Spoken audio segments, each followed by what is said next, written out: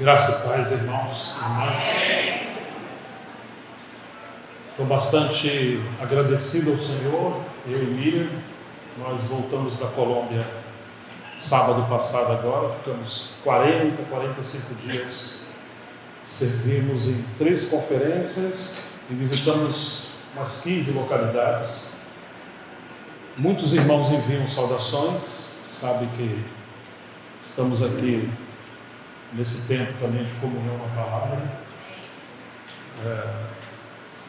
E tem sido uma alegria encontrar amigos, irmãos de tantos anos que já nos conhecemos, né?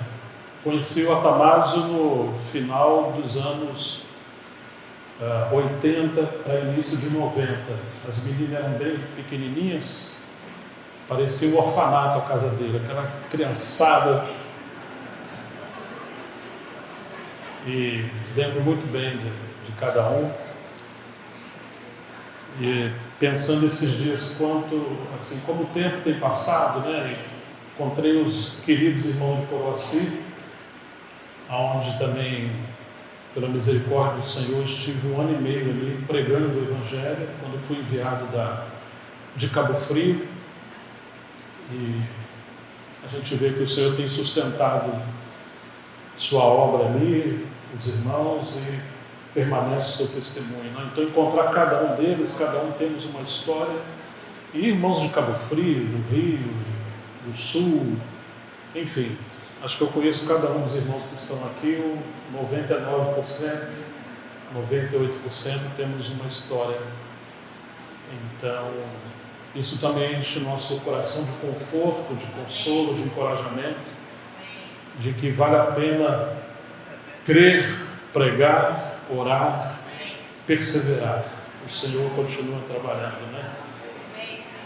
Então temos um amor e um carinho muito especial por cada um de irmãos e irmãs que conhecemos e lembramos de tantos momentos preciosos que vivemos juntos. Ao Senhor toda glória, toda honra, nossa profunda gratidão por tudo isso. Vamos abrir a palavra do Senhor no Evangelho de Mateus, capítulo 28.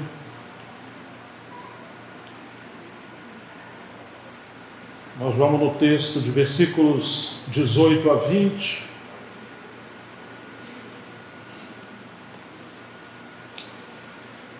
Jesus, aproximando-se, falou-lhes dizendo: toda autoridade me foi dada no céu e na terra. Mateus 28, 18 a 20. Portanto, ide e façam discípulos de todas as nações, batizando-os em nome do Pai, do Filho e do Espírito Santo, ensinando-os a guardar todas as coisas que tenho ordenado a vocês. E eis que estou convosco todos os dias até o final dos tempos. Pai, em nome de Jesus, nosso Senhor soberano, nós curvamos nosso coração diante do Senhor. Pedimos que mais uma vez o Teu bendito Espírito nos guie, nos ensine, nos fale, possa iluminar os nossos olhos, nosso entendimento, para contemplarmos a riqueza da Tua palavra, da Tua vontade, enquanto lemos, falamos e escutamos a Tua palavra, Senhor. Usa de misericórdia conosco. Não temos nenhuma condição de falar, ouvir, muito menos compreender, mas nós cremos no ministério do Teu Espírito. Cremos que o Senhor trouxe a cada um de nós que estamos aqui. Por isso pedimos que o Senhor abençoe o nosso tempo na palavra, para que seu propósito nessa manhã continue sendo cumprido e que o Senhor tenha toda a glória. Nós pedimos, te agradecemos, em nome de Jesus Cristo. Amém. Queridos irmãos, irmãs, sempre tenho o desafio no coração, creio que isso não procede de mim, mas do Senhor, de escavar na palavra e considerar a nossa jornada, aquelas coisas que necessitamos de reconsideração, avaliação, reflexão, porque é muito fácil começarmos num bom princípio e nos distrairmos no meio do caminho. E eu penso que esse texto de Mateus, na nossa jornada, por assim dizer, na nossa história, seguindo as pisadas dos nossos pais ou daqueles pioneiros que vieram antes de nós, precisa ser revisitado. Quem sabe, de alguma forma, é um dos textos mais esquecidos no senso de prioridade. Por quê? Porque esse texto ele é a coroação do Evangelho de Mateus, ele também aparece em Marcos, aparece em Lucas e, em certo sentido, também no Evangelho de João. E, de alguma forma, nós esquecemos das palavras finais do nosso Senhor, especialmente o que diz respeito à missão, a nossa responsabilidade como povo de Deus.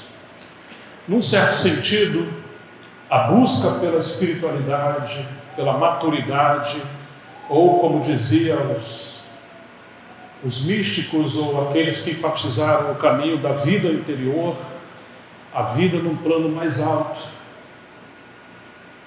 uma ênfase sobre a vida mais madura, e isso envolve algumas ênfases e escolas de pensamento em relação à espiritualidade. Viemos de uma linha contemplativa, pietista, focada em Cristo, focada na maturidade. Tudo isso é muito bom e graças a Deus por isso. Mas houve um mestre no século XX, considerado o último dos puritanos, chamado Martyn Lloyd-Jones. Quando ele estava falando de avivamentos, a história dos avivamentos e a história dos puritanos, ele tem um livro clássico chamado Os Puritanos. Ele ressaltou um ponto que me chamou muito a atenção, quando ele estava falando das convenções de Kerswick, que acontecia tanto na Europa como também na África do Sul e alguns lugares da África, que ele tinha uma preocupação de que a ênfase demasiada na vida mais profunda, a vida cristã, a vida num plano mais alto, a vida da maturidade, ela tivesse um fim em si mesmo. E esse fim em si mesmo se esquecesse dos aspectos práticos. Isso me chamou muito a atenção, porque embora ele fosse um mestre, um homem da palavra, e por sinal um homem muito espiritual, seu coração era encharcado de senso de missão. Assim foram os puritanos pioneiros. E eu já vinha pesquisando um pouco na história da igreja, que parece que cometemos um equívoco, no sentido de que muitas das literaturas que nós temos em nossas bibliotecas, embora estão bem voltadas para a vida da igreja e para a vida cristã mais madura, nós esquecemos de 2 pontos. Isso é a minha pequena percepção. É a minha responsabilidade como editor garimpar essas coisas, tocar a história e procurar equilíbrio. E eu percebi 2 coisas. Em primeiro lugar, muitos dos mestres, dos escritores, dos obreiros que lemos e ouvimos, nós tocamos mais no final do ministério desses homens ou na metade do ministério para frente. E esquecemos da origem da maioria deles. E quando olhamos para a origem da maioria deles, todos eles eram homens que pregaram o Evangelho. Eles começaram com um senso de missão, de pregação do Evangelho muito forte. Poderíamos citar vários deles, mas vamos citar alguns de influência no nosso contexto. O Atmani foi um deles. Ele tem um pequeno livro chamado Testemunho Cristão Normal, e também a biografia dele, uma escrita por Angus Skinner, inclusive por Whitney Lee, e nós vamos ver o início daquele ministério tão ungido muito focado na pregação do Evangelho e não apenas na questão da edificação da igreja. Na verdade, não se separa a pregação do Evangelho da edificação da igreja, porque o Evangelho, quando ele é pregado, é a igreja que está se movendo, exercendo o seu ministério, e o fruto que a pregação do Evangelho vai produzir, vai gerar a edificação da igreja, porque a igreja é edificada por meio de vidas que o Senhor salva. Ele chegava a distribuir, com uma equipe de jovens, cerca de 3.000 folhetos evangelísticos em um dia. Então eles invadiam vilarejos, aldeias, pequenos povoados, distribuindo folhetos e convidando essas pessoas que não eram cristãs, que ia haver uma pregação pública numa praça, em qualquer lugar público. Claro que com o passar do tempo, envolvendo seu ministério com a edificação das igrejas, muitas coisas o Atmani ministrou. Foi um ministério muito ungido, muito rico, treinando novos obreiros, plantando igrejas e ministrando sobre vida prática, tanto no aspecto cristão como na vida coletiva da igreja. Mas nós temos um problema, que muitos que nos ensinaram, porque tem um foco voltado mais para a espiritualidade individual e também o aspecto da igreja, praticamente não deram tanta ênfase a esse aspecto pioneiro ou prioritário da pregação do Evangelho, de maneira que muitos quase não sabem dessas histórias. Um outro que atualmente é considerado um dos pais da espiritualidade, Andrew Murray, ou André Murray, que viveu na África do Sul, veio da escola da teologia reformada holandesa. Ele era conservador e até sensacionista em vários aspectos, mas ele contraiu uma doença na sua garganta e ele estava pastoreando na África do Sul e não teve jeito para a cura dele na medicina, em todos os tratamentos que ele fez. Ele descobriu pessoas que tinham o Ministério da Cura nos Estados Unidos e aí entrou num choque muito grande entre a sua compreensão teológica reformada e os eventos que estavam acontecendo com o Ministério de Cura. E ele então, como homem sábio, ele buscou isso. Ele foi curado. Em 1860, ele rompeu um avivamento na África do Sul. Ele tentou barrar esse avivamento. Isso está na história ou na biografia dele. E um senhor que conhecia um pouco sobre a história dos avivamentos que aconteceram tanto nos Estados Unidos como na Europa, então falou com ele: olha, se essa obra vem de Deus, não tem como você impedir. E se estiver acontecendo aqui o que aconteceu em outros países, em outros lugares, vamos ter que apoiar isso. E ele passou a apoiar, mas no começo ele chegou a proibir a busca pelo poder, a oração, as visitações e a pregação. O Senhor encontrou Andrew Murray nesse período, ele foi avivado, ele se tornou um grande pregador do Evangelho.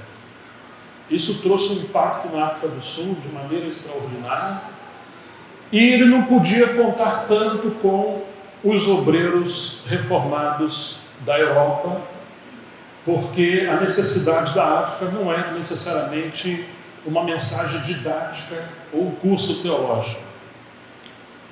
A África é muito envolvida com bruxaria, com satanismo e com uma série de coisas que somente pessoas revestidas com o poder do alto, enviadas pelo Senhor, vão poder ser úteis nos países da África. Ele começou a pregar o Evangelho e ele começou a trabalhar inclusive com crianças, com meninos. Ele levantou até o final da vida dele cerca de 1.000 obreiros, tudo daquela região, sendo que a maioria eram jovens e alguns até crianças. Eu me lembro de um fato que me impressionou tanto lendo a história dele, do seu ministério, que ele recebia pessoas de diferentes povoados, aldeias. Essas pessoas vinham andando, 1 dia, 2 dias, 3 dias. Ele ministrava um treinamento Muitos deles não tinham sequer papel para escrever, não tinha sistema de gravação, não tinha vídeo, não tinha nada que a tecnologia nos oferece hoje. E certa vez, uma irmã voltou depois de 2 dias de viagem, e ele a encontrou, aconteceu algum problema, falou, não, é que eu me esqueci do final da mensagem, e eu tenho que rever, porque eu tenho responsabilidade, quando chegar na minha aldeia, no meu povoado, eu transmitir. E isso me impressionou tanto, assim, a dedicação, a lealdade, a seriedade com a palavra do Senhor. Mas eram pessoas assim, simples, pobres, totalmente comprometidas com a palavra de Deus, pensando tanto no evangelismo como na edificação de novos cristãos e a igreja. Um avivamento extraordinário rompeu. Claro que nós temos muitos livros dele, mais voltados para a área devocional. Com Cristo na escola da oração, escola da obediência, humildade. Ele escreveu em documentos, tanto em livros como artigos, cerca de 240 obras. Claro que muitos são artigos menores. E existem 5 clássicos dele, pelo menos, dentre tudo isso. Mas muitos de nós conhecemos mais o aspecto da vida devocional de Andrew Murray. Poucos de nós conhecemos seu ministério evangelístico. Então, é como se fosse uma fatia só que a gente tem acesso. Mas isso não só foi ele. Kenneth Morgan foi considerado o príncipe dos expositores da Bíblia no século XX. Depois, Martyn Lloyd-Jones e, ultimamente, nós temos aí vários que têm sido homens da palavra. E quem pregou para T. Austin Sparks foi Kenneth Morgan. Você imagina um mestre da espiritualidade, um expositor bíblico, cumprindo o que Paulo falou a Timóteo. Segundo a Timóteo capítulo 4, verso 5, Paulo fala para Timóteo não só se esforçar, não só trabalhar duro no ministério, seriam tempos difíceis, mas ele diz, fazem a obra de um evangelista. E um desses que estava ouvindo Kenneth Morgan numa praça pública foi o jovem T. Austin Sparks, que nós conhecemos um pouco, alguns conhecem muito, do aspecto do seu ministério de maturidade, palavra profética, vida profunda cristã, mas poucos conhecem esse aspecto pioneiro de que esses jovens, esses homens pregaram o Evangelho. E era a prática deles, quando um jovem se convertia, ele dava testemunho, ele passava a testemunhar da sua experiência com outros, ou seja, o fogo evangelístico nunca apagava.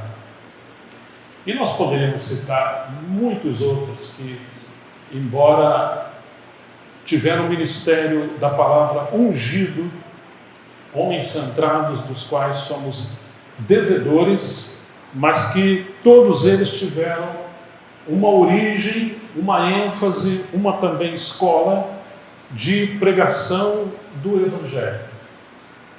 Por que me refiro a isso?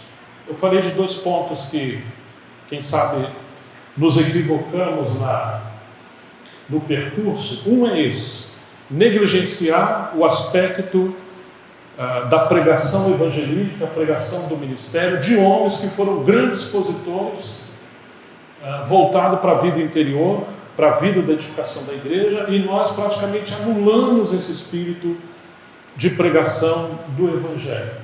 E às vezes, para justificar essa tendência que, ao meu ver, é desequilibrada, nós anulamos muitos outros aspectos do ministério, da palavra de Deus e da vida cristã normal. E para mim isso tem sido a origem de muitos problemas que nós temos hoje. Frieza espiritual,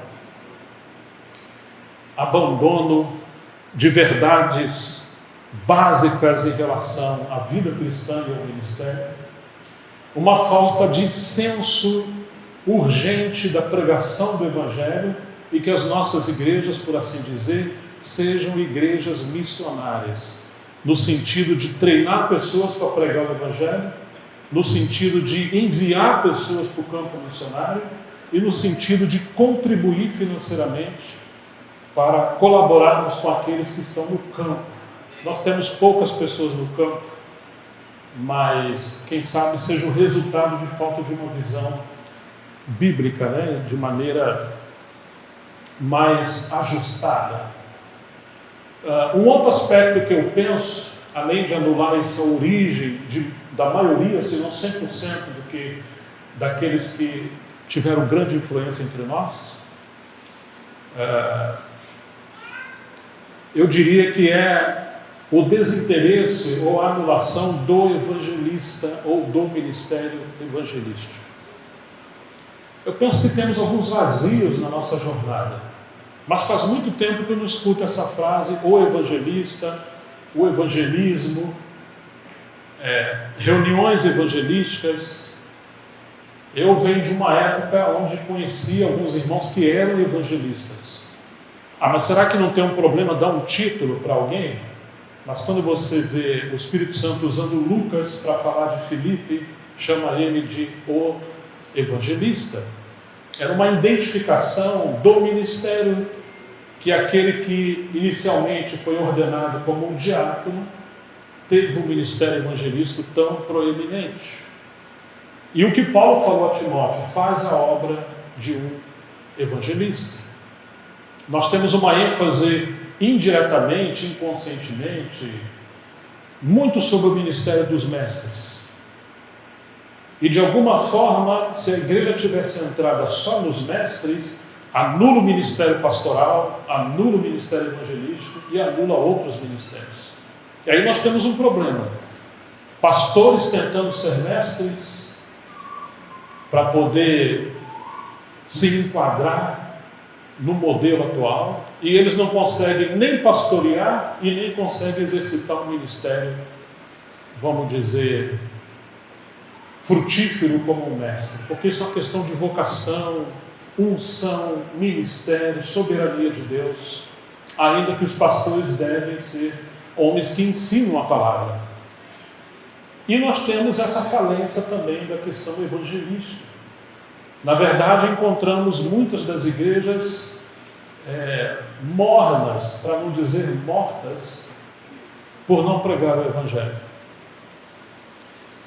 Deveríamos nos incomodar se temos 10 anos, 15 anos, 20 anos, 30 anos numa cidade como igreja e formos um grupo muito pequeno. Talvez o pensamento de que Deus quer um remanescente e não quer multidão, ou Ele quer qualidade, não quer quantidade, isso também precisa ser corrigido. Ainda que existe o aspecto, o princípio do remanescente, num período de declínio, mas isso não é a normalidade, isso não deveria ser, vamos dizer, a glória de uma igreja. Então nós temos desafios diante de nós. Por que outros grupos de irmãos, por assim dizer, servos de Deus, frutificam, se multiplicam com tanta facilidade? E por que muitas das vezes temos vaidade do conhecimento, mas não temos tristeza da nossa falta de frutificação? Então é como se fosse uma canoa que tem um remo só, e se a gente não cuidar, nós vamos ficar dando volta em torno da igreja, tendo a igreja como um fim em si mesmo, a espiritualidade como um fim em si mesmo, e esquecemos de uma vocação que, na maioria das Bíblias que intitulam os textos, coloca como a grande comissão. Eu penso que deveríamos considerar um pouco essas coisas. Eu gosto de indicar livros, porque livros bons são como combustíveis que vão alimentar o fogo. E se ele traz informação, podemos ter informação, informação vai gerar conhecimento, conhecimento vai provocar prática. Tudo isso vai nos levar à oração, ao desafio. Conheça e creia. Creia, pratique. Creia, pratique com oração. Mas se não temos conhecimento, se não temos ministério da palavra voltado, não só para uma parte do ministério de Jesus, mas para todo o ministério de Jesus, isso vai apagar o nosso espírito e inclinação ou fogo do evangelismo, e nós vamos nos contentar com a nossa frieza, com a nossa apatia.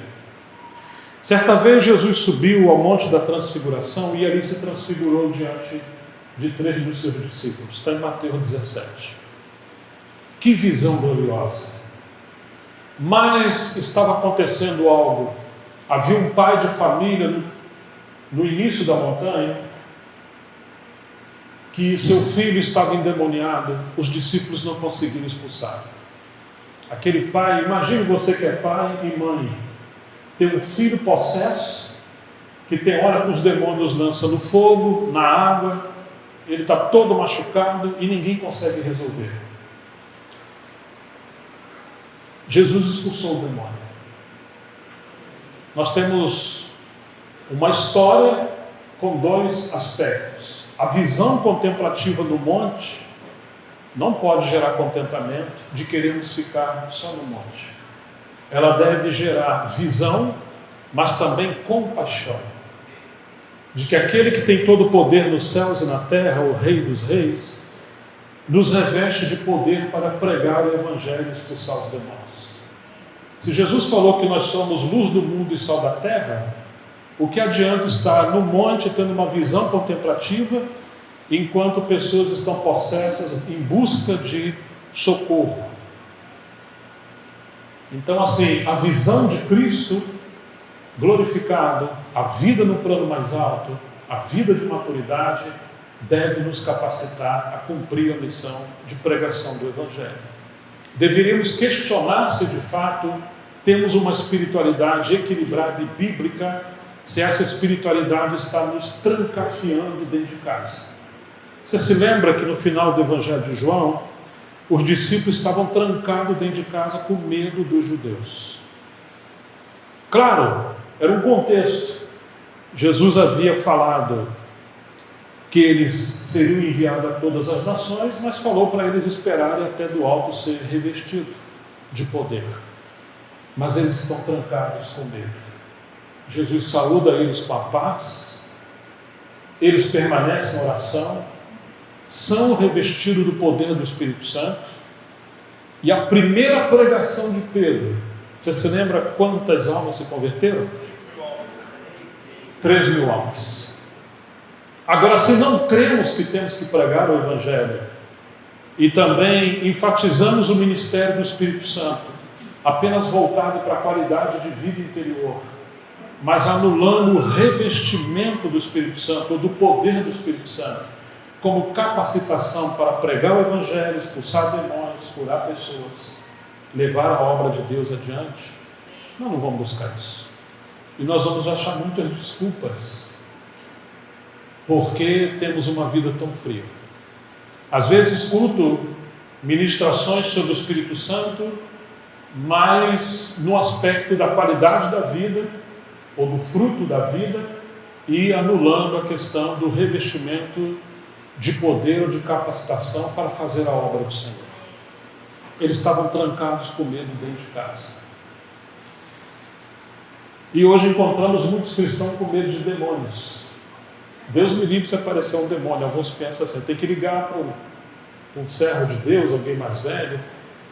Mas o Senhor entregou isso para todos nós, porque é o nome dele, é a autoridade no nome dele. Quando nós encontramos um pouco da história da igreja, se revisitarmos a história dos avivamentos, todas as vezes que houver avivamentos, houve também uma explosão de pregação do Evangelho. Isso é muito significativo, porque hoje tem se pregado a necessidade de avivamento. Mas que tipo de avivamento? Um avivamento para a igreja ter mais qualidade de vida, mas que muitas das vezes não está focando ou visando a pregação do Evangelho. Isso é complicado, porque seria uma contradição do termo bíblico do que seja avivamento no Novo Testamento. Eu penso que temos muitas coisas para reconsiderar em relação a a esse texto, a esse mandamento, inclusive. Me entristece que muitas das vezes enfatiza a mensagem de Jesus que são para os nossos dias. Mas algumas coisas que Jesus falou, quem sabe, foram apenas para os discípulos. Então, isso é um paradoxo grave no tocante à interpretação bíblica dos textos. Por que tem coisas que Jesus falou, e nós temos livros maravilhosos, como, por exemplo, o Sermão do Monte. Temos livros clássicos sobre isso, Mateus 5, 6 e 7. E outras coisas que Jesus ensinou que são aplicáveis ao nosso dia. Mas por que tem tantas outras coisas que Jesus também ordenou e são hoje de alguma forma esquecidas? Por exemplo, nós fomos chamados à comunhão com Cristo Jesus, nosso Senhor, Filho de Deus, 1 Coríntios 1:9. Isso é maravilhoso. E daí pode surgir muitas mensagens, como há muitas mensagens, mas ao meu pequeno ver, elas são muito espirituais. E isso é bom, mas quase não se aplica às demandas da nossa jornada enquanto caminhamos como discípulos de Jesus. Então, será que poderíamos considerar, por exemplo, a comunhão com Cristo Jesus em sua obediência? Porque se somos chamados para ser discípulos de Jesus e ter comunhão com Cristo, Ele é obediente. E a salvação, Ele outorga a salvação a todos que lhe obedecem, como diz no livro de Hebreus. Como vamos falar de comunhão com Cristo num plano mais alto e não ter comunhão com Cristo numa vida de obediência? Será que poderemos considerar a comunhão com Cristo em sua escola de oração? Poderíamos considerar a comunhão com Cristo em sua humildade? Ele foi tão humilde que, embora sendo Deus com Deus, o Todo-Poderoso, quando ele nasceu, Maria o colocou num grande palácio, num berço de ouro, ou o deitou numa manjedoura? Foi numa manjedoura. Que humildade! E ele foi viver em Nazaré. E um dia falaram: pode vir alguma coisa boa de Nazaré? Você vê a humildade de Jesus. Ele foi filho de carpinteiro e ele foi carpinteiro.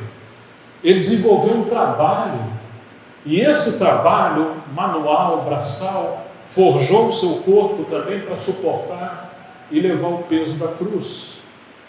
Poderíamos considerar a comunhão com Cristo em sua humanidade? A comunhão com Cristo como um homem de trabalho? Porque, lamentavelmente, como o Bíblia falava ontem, passou bem rápido nisso, talvez alguns pensem que a vida por fé é uma vida de depender de contribuições e viver em tempo integral, Então, criando essa dicotomia, quem trabalha está dando lugar a Satanás, que está no mundo, e os que vivem pela fé são pessoas que servem o Senhor. Tem um livro de Paul Stevens chamado Os Outros 6 Dias. É muito interessante, porque além do domingo nós temos 6 dias. Mas Jesus foi um homem de dor, de sofrimento, um homem de trabalho. Em sua humanidade, ele cuidou da sua família.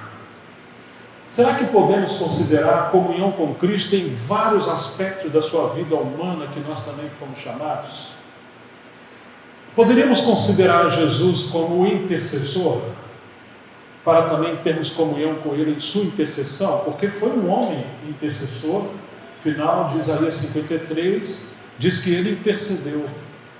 E Hebreus 7, 25 fala do seu ministério em ascensão, quando ele está nos céus à direita do seu Pai. Ele vive para interceder pelos santos. Ele é também o nosso intercessor à direita de Deus Pai. E graças a Deus temos o Espírito Santo habitando em nós como intercessor que nos ajuda em nossa fraqueza. Poderemos ter comunhão com Cristo como evangelista, porque às vezes ignoramos que Ele é o evangelista. Se pudermos enumerar, especialmente o livro de Marcos, quando aparece Jesus pregando a palavra evangelística, e quase sempre Marcos mostrando a urgência de Jesus como servo de Deus, ele usa a palavra imediatamente. E ele começa o seu ministério citando Isaías 61. Claro, hoje podemos saber que é Isaías 61. Está no livro de Lucas, especialmente. Quando ele entra na sinagoga, pega o livro, abre e lê. O Espírito do Senhor Deus está sobre mim, porque o Senhor me ungiu para pregar as boas novas. Aí está ele como evangelista. Abrir os olhos aos cegos, libertar os cativos do cativeiro. E fala de várias coisas que aconteceriam em relação a esse ministério evangelístico. Ele fecha o livro e depois faz sua pregação. Me assustei quando comecei a considerar quantos minutos ou quanto tempo duraram as pregações de Jesus e dos primeiros apóstolos. Jesus terminou de ler esse texto de Isaías e disse: hoje se cumpriu essa profecia. E acabou a pregação dele, ele sentou, entregou o livro para o dirigente. Falei, meu Deus, ele não fez uma pregação de 1 hora, com uma boa homilética, uma pregação expositiva. Não, ele simplesmente aplicou o cumprimento da profecia ao fato do início do seu ministério e confiou que o Espírito Santo ia seguir trabalhando. E você vai ver ele como evangelista, visitando casas, indo ao encontro do gadareno, um homem endemoniado com legiões de demônios. Expulsou 7 espíritos de Maria Madalena. Ele foi até a mulher samaritana. E quando ele foi chamar pessoas ao seu discipulado, chamou pessoas improváveis, pescadores e pessoas muito simples. Ele foi um evangelista que percorreu vilarejos, aldeias, cidades, povos. Ele curou os enfermos, ele abraçou leprosos, ele fez coisas que, se apenas fosse um mestre ou um profeta, provavelmente ele não faria, presumo eu. Mas ele é o nosso apóstolo, como diz em Hebreus 3, sumo sacerdote e apóstolo da nossa confissão. Ele é o profeta, como Pedro fala no início do livro de Atos: o Senhor levantará um profeta no meio de vós, e a ele ouvir, e esse profeta foi Jesus.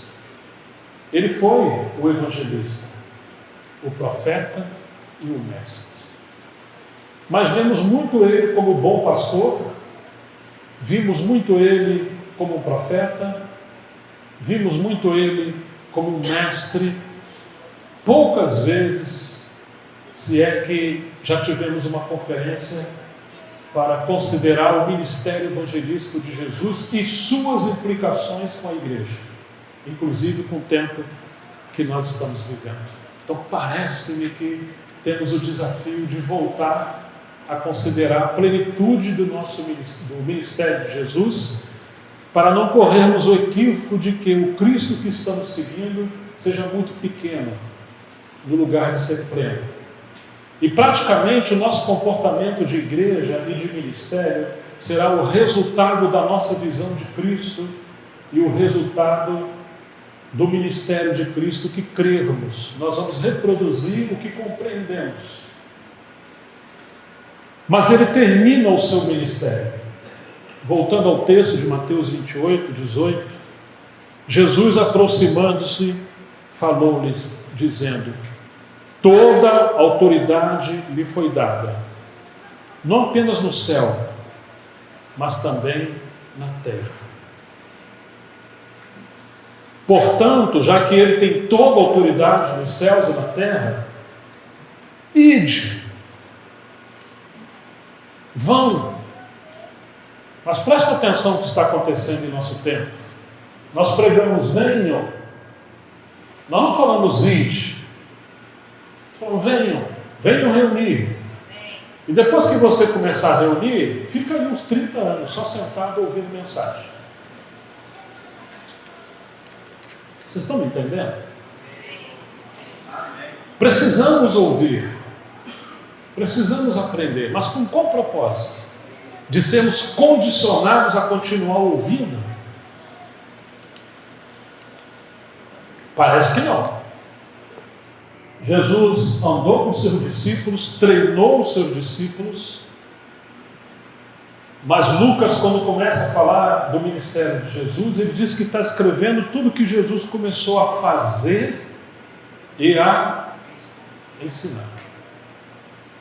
Se somos discípulos de Jesus, e se somos chamados para servir e encorajar outros, devemos lembrar disso, esse princípio do ministério.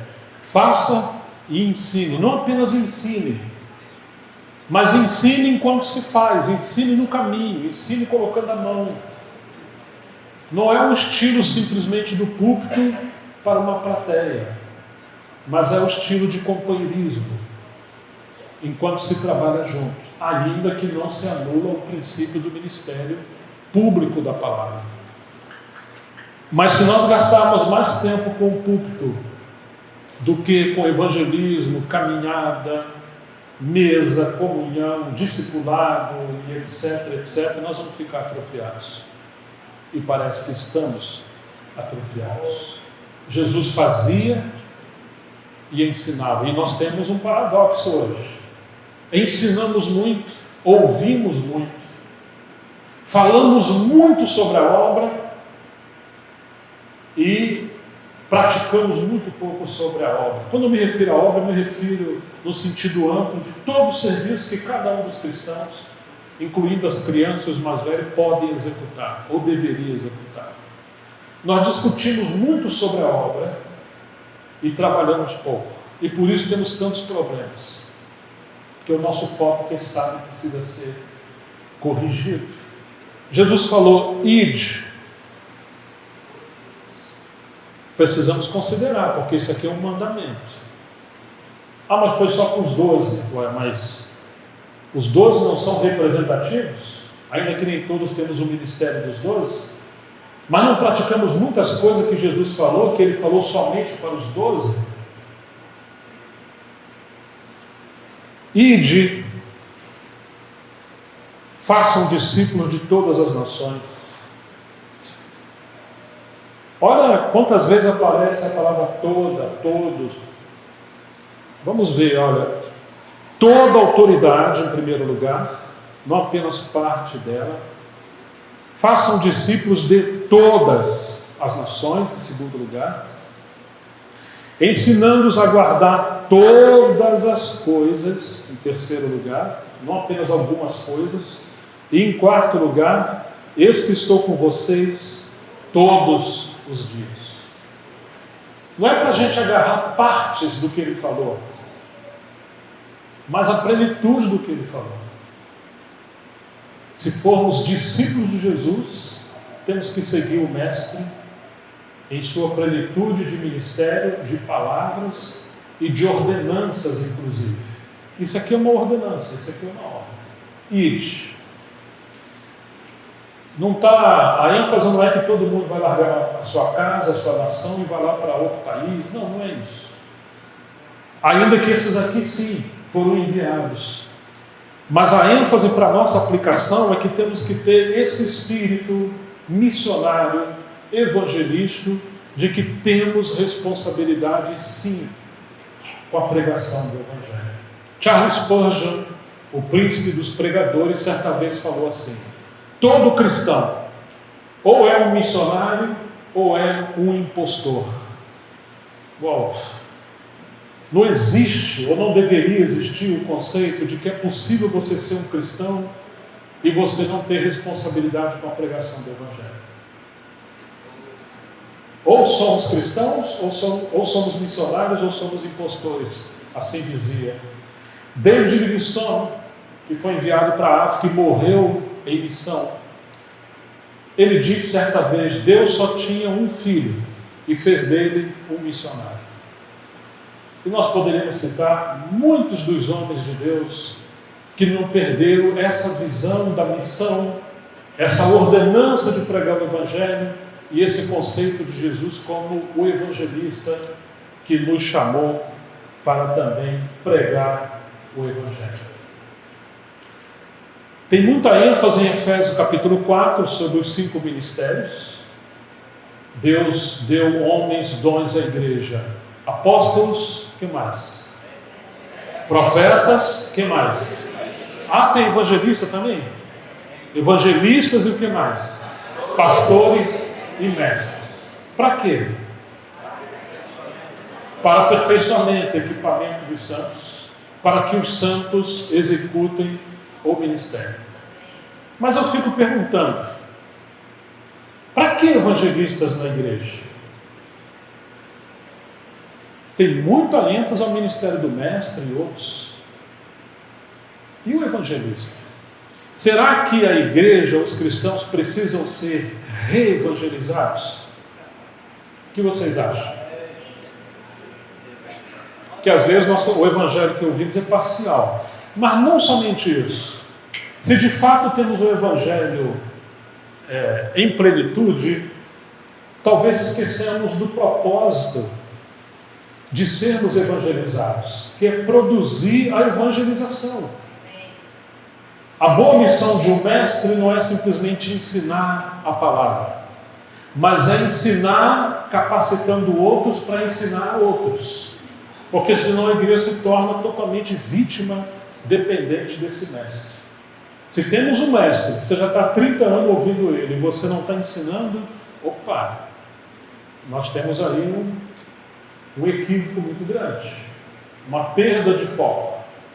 O bom pastor não é só aquele que pastoreia, é aquele que pastoreia ensinando outros a pastorear outros. E assim deveria ser os demais ministérios. Agora, o evangelista deveria estimular, equipar, ministrar fé e criar meios para que todos nós possamos de alguma forma nos engajar com essa missão que o Senhor nos entregou a todos nós de pregar o Evangelho.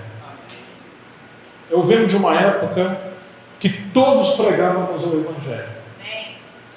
Isso era um fogo, que a gente nem dormia à noite esperando para ir para o campo. Às vezes o campo era praça, o campo era praia, o campo era rua, o campo missionário era os vizinhos. Uma outra coisa que tínhamos nesse período, nós jejuávamos pela pregação do Evangelho. Nós tínhamos reuniões para orar pela pregação do Evangelho. E ainda que nem todos éramos evangelistas, mas todos convidávamos os vizinhos, os parentes, os primos e qualquer um que encontrava na rua. Você não precisa ser um Filipe evangelista para convidar pessoas para vir para uma reunião para ouvir o Evangelho. Uma outra coisa que me impressionava, as mulheres que sempre usam bolsas, tinham folhetos evangelísticos dentro das suas bolsas. Vai na padaria comprar pão, dá um folheto. Pegou um ônibus, dá um folheto. Passa no pedágio, dá o dinheiro, dá um folheto. Como temos eu e Miriam 3 filhas, e a Miriam, minha esposa, é uma casa de 4 mulheres. Quando a gente vinha de carro, uns 40 minutos antes eu brincava, Miriam, começa a procurar a chave da casa. Que era muito comum, né? Você chega para abrir a porta, cadê a chave? Está na bolsa, mas quando você abre a bolsa, é um perigo encontrar até um sapo dentro da bolsa. Tem tudo dentro da bolsa. Mas tem um folheto evangelístico? Tem creme, tem muita coisa. Conta para pagar. Eu sinto falta desse tempo. Uma coisa que era muito comum, a pessoa acabou de crer no Evangelho. É como uma criança que nasceu. Eu faço uma pergunta a vocês. Se você tem 3, 4, 5 filhos, ou 2 que seja, já são jovens e maduros. Aí nasceu uma criança na sua casa. Seja você que vai ser um avô, um adolescente como eu sou agora. Está vindo a Joana, entrou no 7º mês. Ou se tem outros filhos. Se essa criancinha começar a falar, mesmo que está falando erradinho, mas quem você vai querer ouvir? Você vai parar as coisas para você ouvir as primeiras palavras dessa criança? O que vocês acham? Ou vai pedir para os mais velhos falar e vai calar a criancinha? Penso que não, né? Nós vamos querer ouvir essa criancinha de meses ou chegando a 1 ano. Por mais que a gente não entenda completamente o que fala, mas uma boa mãe, um bom pai, vai saber se essa criança quer água, comida, está com fome, está com xixi, tem que trocar a fralda. Mas que gracinha quando começa a falar. Isso é só um exemplo. Por que na igreja nós temos mais gana de ouvir os mais velhos, os mestres, e não colocamos atenção em ouvir as experiências de visitações de Deus, de salvação, de intervenções de Deus na vida dos novos convertidos? Vocês estão me entendendo? Quando a gente não põe atenção no espírito evangelístico, nós calamos os novos convertidos. E eles que estão cheios de fogo do espírito, eles vão aprender que o normal é sentar lá no final, no meio, e ficar quietinho ouvindo, porque estou encontrando que os crentes mais velhos está tudo morto ou morno. Balança a cabeça que está entendendo a palavra, mas muitas vezes ninguém está entendendo. E aí ele volta domingo que vem para ouvir outro sermão. E às vezes estão ouvindo a palavra há muitos anos. Mas quando o novo convertido chega, que acabou de encontrar o Senhor, esse fogo do novo convertido, com a frieza dos mais velhos, gradativamente vai apagando o fogo do novo convertido. E daqui a pouco ele fala: bom, eu não sei pregar, eu não consigo falar 1 hora, eu não li essa quantidade de livros, ele vai ficar quietinho, daqui a pouco ele esfriou. Isso é um problema muito sério. Uma das coisas que eu vivi muito no início da jornada cristã era ouvir o testemunho de pessoas que foram impactadas pelo Senhor na pregação do Evangelho. E eles estavam cheios de alegria, de fé. Eu me lembro quando, pela primeira vez, assim, bem no comecinho, tinha acabado de o Senhor ter me salvado, eu não tinha Bíblia. E aí eu encontrei 2 irmãos na rua e um deles citou um versículo que eu não tinha a mínima ideia onde estava. Se era em Apocalipse ou se era em Gênesis. Literalmente, não sabia. Por que procuro o que vive no meio dos mortos? Ele não está aqui, ele ressuscitou. E na hora que esse irmão falou isso, eu era muito novinho na fé. Uma voz falou dentro de mim: guarda essa passagem, porque você vai precisar usar. Eu tinha acabado de crer. E aí eu fui para a casa de um desses irmãos, entrei na sala dele, peguei uma Bíblia, orei muito, porque eu não tinha noção onde estava isso, e depois de horas eu descobri que estava no final de um dos evangelhos. Ganhei uma Bíbliazinha bem pequenininha e marquei aquilo ali com o dedo, com uma fita. Eu não queria perder, eu ia obedecer o que o Senhor falou. Um dia eu estava na casa da irmã Clius, uma das minhas mães, está aqui, mãe do Jardim de Cabo Frio. Começamos as reuniões na casa dela. Eu sou um ex-drogado com o filho dela. E aí chegaram 2 mulheres, acho que presbiterianas ou batistas, irmãs, e perguntou para ela: chegou por acaso algum dos irmãos que ora aí na sua casa? Eu falei assim: não chegou nenhum, os irmãos ainda vão chegar.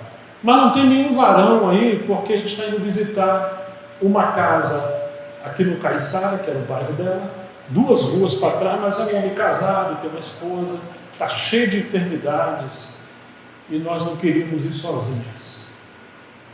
Não chegou ninguém, mas não tem nem. Eu falei: tem um jovenzinho aqui, novo convertido, e eu magrinho, rapaz, tinha acabado de chegar. Vai ele mesmo. Nossa, na hora que pode vir alguma coisa boa. Eu lembro sempre, aquilo saltou dentro de mim. Por quê? Porque procura o que vive no meio dos mortos. Ele ressuscitou. A cada passo que eu dava, aquilo foi crescendo. Parecia um leão na jaula que ia saltar. E eu já com o meu dedo na biblinha pequenininha que eu ganhei, porque se eu perder o dedo ali, eu não sei onde é que estava. Chegando na casa desse pessoal, realmente o homem estava cheio de feridas.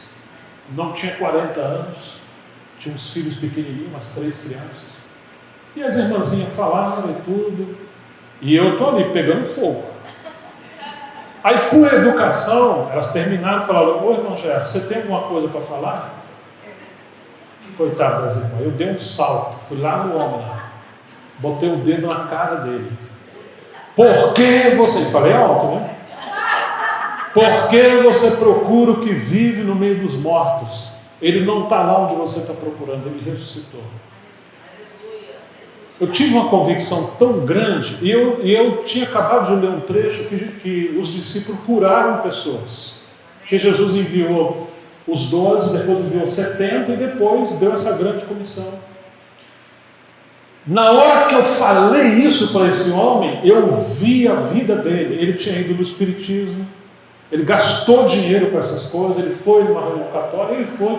Eu comecei a falar para ele: você foi lá, fala que não foi. Ele falou: não, eu fui. Começou a chorar. E eu vi onde ele estava indo. Não me pergunta. Uma palavra de conhecimento. Eu estava vendo aonde aquele homem. E as irmãzinhas ficaram com medo de mim, né? Irmão, não fala, pô. Sendo mal educado e tal. Mas para pregar o evangelho não pode ser muito educado, não, tá? Quando eu terminei de falar, eu falei assim: se você se arrepender e crer no Senhor Jesus Cristo, você vai ser curado agora. Aí as irmãs levantaram, né? Eu falei: irmãozinho, tá. O homem se arrependeu, ele creu. Eu impus as mãos nele. Gente, eu tinha acabado de crer no evangelho. E fui embora. As irmãs ficaram apavoradas. Menos de uma semana eu estava na frente do meu portão. Passou um homem de bicicleta, era noite, depois ele voltou. Falou: jovem, boa noite. Eu falei: boa noite. Você não é o jovem que foi na minha casa, falou assim, assim, assim? Eu falei: sou. Eu fui curado. Gente, ele gastou dinheiro, ele estava cheio de furúnculo, cheio de ferida, não podia trabalhar. Então, nasci nesse ambiente, porque eu também sou fruto da visitação do Senhor. Minha causa era uma causa improvável, impossível, não tinha jeito não. E esse texto para nós era uma ordenança do Senhor, e de fato é assim: ide. Então nós íamos. Aqui tem alguns irmãos que me conheceram nesse período. Pregávamos o Evangelho. Ainda que reuníamos, mas reunimos para depois pregar o Evangelho. Saíamos nas praças, nas praias, nas ruas, nos montes. E graças a Deus muitas pessoas foram salvas.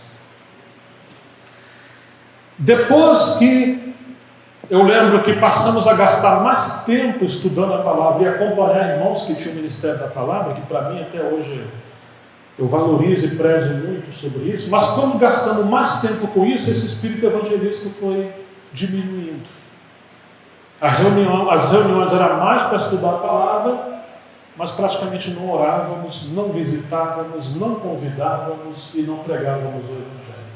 Pouco a pouco foi então uma frieza. E a maioria de nós que éramos avivados, nos tornamos pessoas frias. E nos gloriávamos disso, né? De que éramos pessoas que começávamos a ter profundidade na palavra. Eu penso que cometemos sim um equívoco. Uma ênfase demasiada do ministério do ensino ou do mestre em detrimento dos pastores e dos evangelistas. Não foi proposital, não foi consciente, mas eu penso que quando Paulo fala esse texto de 2 a Timóteo, podemos ler esse versículo, capítulo 4, versículo 5. Mas você seja sóbrio em todas as coisas, suporte as aflições, faça a obra de um evangelista, cumpra plenamente o seu ministério. Claro, Paulo enviou Timóteo várias vezes, agora ele está em Éfeso, ele tem que colocar a igreja em ordem, ele tem que estabelecer presbíteros, ele tem que cuidar da doutrina, e está orientando Timóteo a fazer a obra de um evangelista. Por curiosidade, eu fui pesquisar essa palavra obra no grego. Olha aí a necessidade dos irmãos que estudam a palavra. Tem que estudar, né? E essa palavra é ergon no grego, que significa aquilo que te envolve. Quando perguntaram a Jesus quais são as obras de Deus para que venhamos a realizar, essa palavra no grego, obra, é ergon. É aquilo que te domina, aquilo que te encabeça, aquilo que te impulsiona, aquilo que justifica todos os seus movimentos. Com o que Deus está envolvido? E Jesus corrige, não são as obras. Ele diz, a obra de Deus é essa, que creais naquele que por ele foi enviado. Ou seja, a pergunta é, com o que Deus está envolvido? Qual é a obra de Deus? Ergon. A obra de Deus é essa. Ele está envolvido, ele está fazendo todas as coisas para cumprir esse propósito. Então, quando Paulo está falando, cumpra a obra de um evangelista, ou faça a obra do evangelista, em outras palavras, ainda que você tenha que ensinar, ainda que você tenha que liderar, ainda que você tenha que ordenar a igreja, lembre-se de que tudo isso tem que mobilizar o povo de Deus para pregar o evangelho. Faça a obra, conscientize as pessoas, estimule as pessoas, envolva as pessoas. Ainda que alguns não vão, eles devem orar. E ainda que eles não vão e oram, eles podem ofertar. Nós podemos abrir nossas casas, nós podemos distribuir folhetos, nós podemos apoiar os novos convertidos. Há tanta coisa que nós podemos fazer. Faça a obra de um evangelista. Se nós temos um ministério, seja ele profético ou de ensino, se não tivermos em foco o bem da igreja e a obra de evangelismo, nós podemos correr o equívoco de atrofiar o povo de Deus. O conhecimento incha, o amor edifica. Uma boa doutrina, uma boa teologia, corações petrificados. Grande conhecimento, mas estarmos despidos de compaixão pelas pessoas que estão perdidas sem conhecer a Cristo. Nos contentarmos com as mesmas pessoas que sempre nos ouvimos e que pregamos, e não termos fogo para poder ganhar almas para Cristo. E pior, irmãos, as igrejas que não enfatizam a evangelização, não demora muito tempo, começam a ter grandes problemas, especialmente na liderança, equívocos doutrinários, lutas, pelejas, porque estão gastando a sua energia em torno e em foco de si mesmo. Aquela força que poderia ser focada para outros encargos, especialmente o evangelismo, nós gastamos uns com os outros. E quando menos percebemos, acabamos colocando foco nos defeitos dos outros, daqui a pouco estamos nos gladiando, estamos discutindo e nos dividindo, no lugar de gastar nossa força e energia em ganhar almas, pregar o Evangelho. Aleluia. E educar os novos convertidos. Eu gosto de pensar assim, você trouxe alguém para o Senhor, não transfira a responsabilidade de continuar cuidando dessa pessoa. Quer ver? A pessoa chega na comunhão da igreja e aquele que convidou, aquele que trouxe, aquele que evangelizou, ele fala, não, meu trabalho já cumpriu. Não. Você deve ser como um pai ou uma mãe. Inclusive estimulá-lo para as reuniões, buscá-lo. Senta do lado dele. Se ele não sabe ainda manusear a palavra, é sua responsabilidade ajudar ele a abrir a Bíblia e encontrar. É a sua responsabilidade ajudar ele a compreender, inclusive visitá-lo e explicar aquelas coisas que ele não está entendendo. Isso faz parte do discipulado. Mas às vezes as pessoas chegam entre nós, ninguém chega de sentar perto. Nós temos o nosso clubinho preferido, sentando perto das pessoas. Tem gente que tem até cadeira e banco marcado na igreja. Assim. E seria como ter criancinhas entre nós recém-nascidas e ninguém cuidar das crianças. Isso é um problema sério. Faça a obra de um evangelista. Não apenas Timóteo, mas todos nós temos esse espírito evangelista que podemos cuidar. Eu lembro da história do César e do Roger, né? Vou tomar a liberdade de mencionar, porque o Roger já falou isso publicamente. O Cezinha te percebia que chamando sempre para reunir, você não ia, né? Um dia falou, eu vou me livrar desse sujeito. César é primo do Roger. Um dia o Roger foi, né, César? E foi fisgado pelo Evangelho. Graças a Deus temos um irmão que está servindo em muitos lugares, mas é fruto da perseverança evangelística do César. Você imagina isso? Eu me lembro quando eu comecei a visitar aqui o Atamásio, o Everson pulava a janela e fugia. Era um garotinho muito querido, mas tímido, né? E um dia eu preguei o Evangelho para ele. Ele estava lembrando isso agora, que ele me pegou no aeroporto, né? Ele foi muito atencioso, muito cuidadoso. Ele lembrou dessa história. Eu falei, rapaz, então eu sou pai na fé também. Eu falei, poxa, então eu vou liberar você, porque eu ia chamar o Roger para o nosso desafio, a gente ia dar um couro dele. Ele está ficando velho, né? É um mestre de artes marciais. Mas a gente a pessoa está perdoada, eu vou liberar o Roger e eu também. Imagina, né? Ele só ri. Que uma vez eu falei isso para ele, mas eu dei um abraço, ele parecia um homem de ferro. Eu falei, vamos largar isso aí, esperar esse homem ficar velho, que por enquanto não dá não. Mas eu estou vendo aqui, ele, por misericórdia, pregou o Evangelho, deu fruto. Vendo os irmãos de Coroaci, que são alguns que nós pregamos o Evangelho. E irmãos de outros lugares, eu falei, meu Deus, precisamos crer na pregação do Evangelho. O provérbio diz que aquele que ganha alma, sabe, faz a obra de um evangelista. E eu queria, esse meu sentimento, despertar, encorajar, provocar reflexão sobre essa questão. Recentemente eu estava no Paraguai e agora estava na Colômbia e tenho estado em outros lugares. E no Brasil também, é direta essa pergunta. Irmãos, irmão Gerson, por que o senhor não faz mais aqueles milagres e sinais que ele fazia no começo? Muitas vezes eu escuto isso. E eu me lembro que o Espírito Santo me impactou, né? Que o Senhor falou no final de Marcos 16, estes sinais seguirão os que creem, quando ele manda eles dizer, em meu nome expulsarão demônios, falarão novas línguas. Se beber alguma coisa mortífera, não lhes fará dano algum. Pegarão as serpentes. Eu fiquei lendo, lembrando, falei, puxa, isso é uma promessa para aqueles que vão e para aqueles que estão crendo, por meio daqueles que estão indo e crendo. Agora, se a gente não crê e não prega, nós vamos produzir, entre aspas, cristãos incrédulos igual a gente.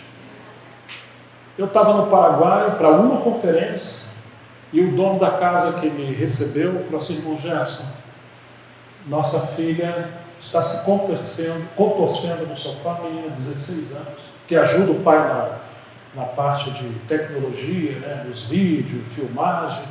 A conferência ia começar no dia seguinte. Ela está vermelha, chorando, com muita dor no estômago, do nada, não tinha nada. Eu falei, vamos lá orar por ela. Quando eu estava caminhando, o Espírito Santo me lembrou o texto quando ele via os discípulos para pregar o Evangelho. Na cidade onde chegar, ou no lugar onde você chegar, curar os enfermos. E soprou dentro de mim, o logo já estava aqui e o rema fluiu. Não tive dúvida, o Senhor vai curar ela. Graças ao Senhor, irmãos, impus as mãos, ela foi curada na hora. Falei, filha, vai tomar um banho, se troca, pode comer que você está curada. Ela desceu reluzente, feliz, e fiquei muito feliz que ela falou, eu estava mais chorando, não só pela dor, que era muito incômoda, mas porque eu não poderia estar na conferência ajudando meu pai e tal. Irmãos, acabamos de orar, a Mira estava junto. A empregada da casa pegou a mesma dor, igual. Eu falei, não. Eu falei, Mira, vamos lá. Aí a Mira pôs as mãos, nós pusemos as mãos, foi curada na hora, um espírito de enfermidade. Mas enquanto você está indo, o Senhor nos dá dons, nos reveste de poder, o Senhor nos dá dons, nos reveste de poder, nos capacita para pregar o Evangelho. E essa pessoa que está sendo visitada pelo Senhor ganha fé também para pregar o Evangelho, e estes sinais seguirão os que creem. Falei, como teremos o que acontece no final do Evangelho de Marcos? Nós podemos ler esse versículo e terminar esse nosso tempo. Marcos capítulo 16.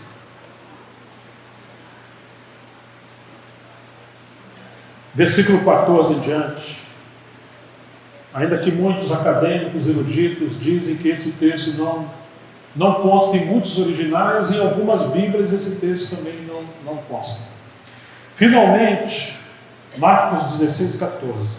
Apareceu Jesus aos 11 quando estavam à mesa e censurou-lhes a incredulidade e dureza do coração, porque não deram crédito aos que o tinham visto já ressuscitado. E disse-lhes: ide por todo o mundo e pregai o Evangelho a toda criatura. Quem crer e for batizado será salvo, quem porém não crer será condenado. Estes sinais hão de acompanhar aqueles que creem. Em meu nome expelirão demônios, falarão novas línguas, pegarão em serpentes, e se alguma coisa mortífera beberem, não lhes fará mal. Se impuserem as mãos sobre os enfermos, eles ficarão curados. De fato, o Senhor Jesus, depois de lhes ter falado, foi recebido no céu e assentou-se à destra de Deus. E eles, tendo partido, pregaram em toda parte, cooperando com eles o Senhor e confirmando a palavra por meio de sinais que se seguiam. No começo, Jesus ia pregando o Evangelho e os discípulos iam cooperando com o Senhor. Agora eles estão indo pregando o Evangelho e o Senhor está cooperando com eles, operando milagres. Eu às vezes dou uns pequenos testemunhos, eu evito, que a intenção não é chamar a atenção para nós, mas despertar fé, que o Senhor é o mesmo, Ele não mudou. Quando eu estava em Coroaci e preguei o Evangelho junto com Zé João, o irmão Patrocínio, que é pai de uma das irmãs que está aqui, todos eles creram. Ele falou assim: eu creio e toda a minha casa creu também. Era aquele costume patriárquico, né? Que bom, né? Mas eu me lembro que uma vez uma irmã disse para mim: Gerson, eu vi você numa visão, numa casa pobre, muito pequena, branca, você estava pregando o Evangelho e chegou uma mulher, 35 anos por aí, com uma menina nos braços, ela tinha morrido.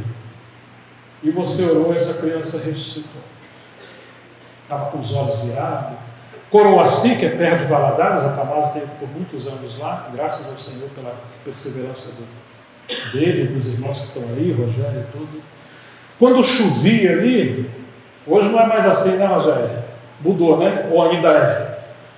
Quando chovia, não tinha jeito de sair da cidade, porque a estrada de barro virava lama e eram as pirambeiras, era fácil um carro cair lá de cima. E eu estava pregando o Evangelho numa casa do campo, numa casa branca, pequena, e chegou uma senhora morena, com uma menina nos braços, com os olhos virados, dada como morta. E eu lembrei da visão da irmã. Eu orei por essa criança, ela voltou a viver. Eu não lembro se foi a das graças ou se foi a outra irmã dela, filha do Patrocínio. Eu falei: meu Deus do céu. E ali experimentamos vários milagres enquanto estávamos indo pregando o Evangelho. Mas antes disso eu fazia um seminário de teologia na região dos Lagos. O Espírito Santo falou para mim: vou te enviar, mas você vai entrar no verdadeiro seminário. Eu estava ficando cético lá no seminário. Não tem nada contra o seminário, desde que ele tenha equilíbrio, não anule a fé. O problema é quando entra o academicismo que anula a fé e a simplicidade do Evangelho. Depois que essa criança voltou a viver, eu descobri que onde essa senhora morava, essa irmã morava, Havia um feiticeiro que visitava as casas e dizia que embaixo da casa tem um punhal enterrado, tem um lenço vermelho. E aquela comunidade toda ela cria nesse feiticeiro. E depois que o evangelho foi pregado para essa casa e essa menina voltou a viver ou foi curada, metade dessa comunidade criou no Senhor. Amém. O Senhor é maravilhoso. Amém. Eu fiquei 1 ano e meio, 1 ano e 4 meses ali. O Rogério era jovem nessa época, era magrinho. Agora voltou a ficar mais magrinho de novo. A Saninha foi uma mãe para mim, a Chiquita, a Lucila. Então, assim, vivemos um tempo ali pregando o Evangelho. Amém. E eu me lembro que, à medida que íamos e pregávamos, o Senhor cumpria a palavra dele. Amém.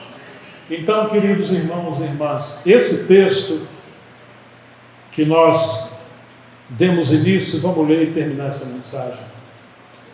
Mateus 28, 18 a 20. Jesus, aproximando-se, falou-lhes, dizendo: toda a autoridade me foi dada no céu e na terra. Portanto, vão, façam discípulos de todas as nações, batizando-os em nome do Pai, do Filho e do Espírito Santo, ensinando-os a guardar todas as coisas que tenho ordenado a vocês. Vamos ter que voltar a ler o Evangelho, o que o Senhor ordenou, porque muitas das vezes estamos esquecendo dessas coisas. E eis que estou com vocês todos os dias. Toda a autoridade me foi dada, ide a todas as nações, ensinando a guardar todas as coisas, e eu estou com vocês todos os dias. Que não venhamos temer, nem ter dúvida de que o Senhor está com o seu povo. Faz a obra de um evangelista. Vamos orar ao Senhor, vamos nos pôr de pé. Como disse, talvez você não tenha um chamamento para ir, mas todos temos a vocação de ter o espírito evangelístico e cooperar com o ministério evangelístico. Há muitas formas que mencionamos hoje. Pai Celestial, em nome de Jesus nós oramos, nós te agradecemos. Nós confiamos em Ti, Senhor, na autoridade da Tua palavra, e pedimos ao Senhor: aviva o nosso coração, aviva a Tua obra, repreendemos todo espírito de frieza, de incredulidade, de medo, de covardia.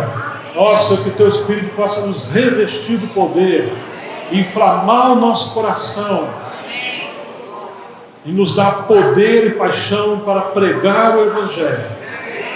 Queremos, naquele dia, diante do Senhor, poder também falar: eis aqui a mim e os filhos que o Senhor me deu. Queremos ganhar almas para Ti, Senhor. Ajuda-nos a ser homens, mulheres, jovens, que cooperam com o ministério evangelístico, Senhor. Levante evangelistas entre nós.